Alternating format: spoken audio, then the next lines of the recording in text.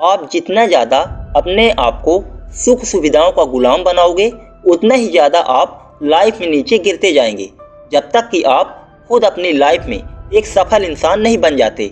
अगर आप युवा हैं तो आपको कोई हक नहीं किसी प्रकार की सुख की कामना करने का, क्योंकि यही समय है जब आप लोहे जैसा मजबूत खुद को बनाते हैं। लेकिन अगर आपके पास सभी चीज़ें उपलब्ध हैं तो यकीन मानिए आपकी महत्वाकांक्षा भी कम होती जाएगी।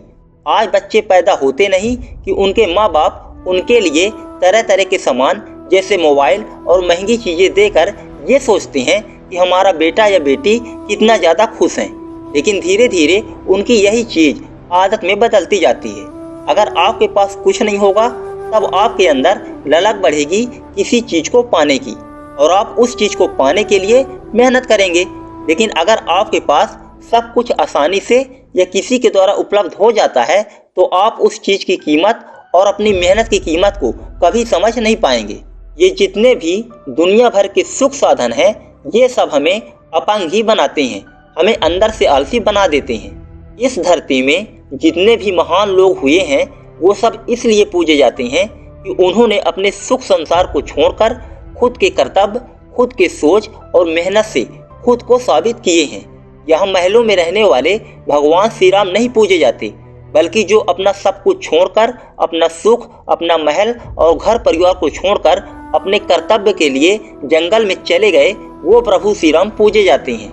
यहाँ पर रास लीला करने वाले भगवान श्री कृष्ण नहीं पूजे जाते, बल्कि जो अपना गांव और घर परिवार को छोड़कर सच्चाई और धर्म के लिए संघर्ष करते रहे, लोगों की मदद करते रहे, वो भगवान श्री कृष्ण पूजे जाते हैं।